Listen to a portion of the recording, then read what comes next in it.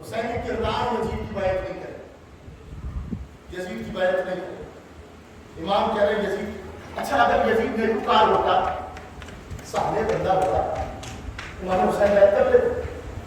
سوال ہے اپنی جگہ.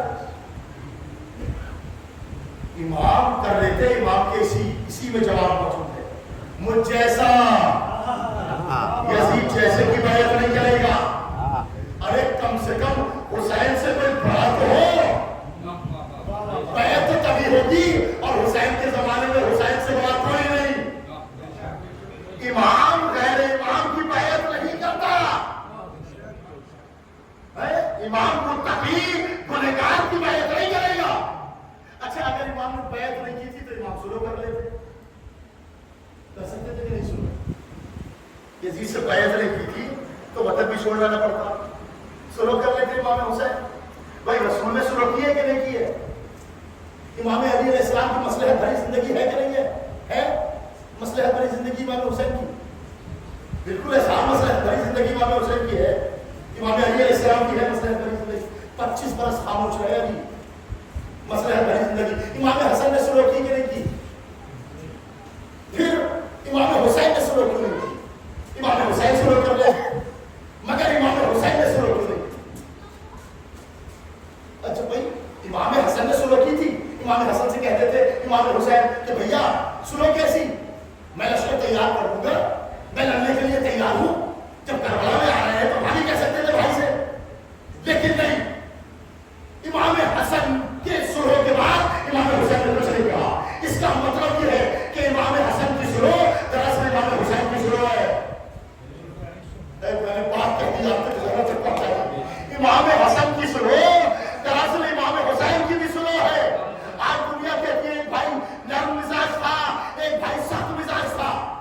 دنیا کہتی ہے نا ایک بھائی اگر کربلا میں امام حسن ہوتے تو وہی کرتے جو امام حسین نے کیا ہے.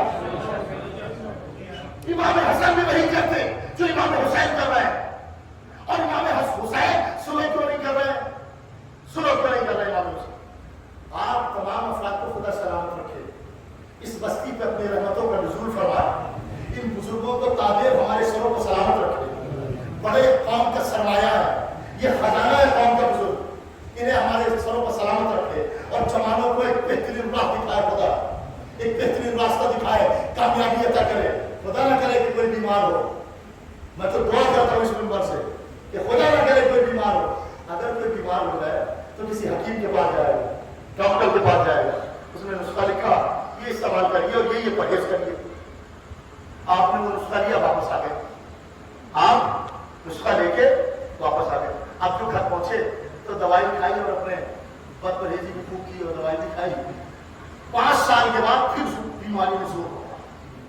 اب پھر اسی ڈاکٹر کے یہاں پہنچے، مگر چیئر پہ اب وہ ڈاکٹر نہیں ہے، اب ہے ڈاکٹر دوسرا. انہوں نے جا کے کہا صاحب یہ بیماری ہے اور ایسا ایسا مسئلہ ہے.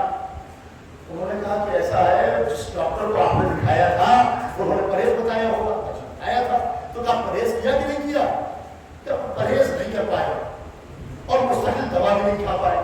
تو ڈاکٹر نے کہا صاحب اب آپ کا کام دوائی سے نہیں چلے گا، اب آپ کے لیے ضرورت ہے سرجری کی. اب ارے نہیں صاحب، آپ سے پہلے جو ڈاکٹر تھے انہوں نے تو دوائی سے کام چلا دیا.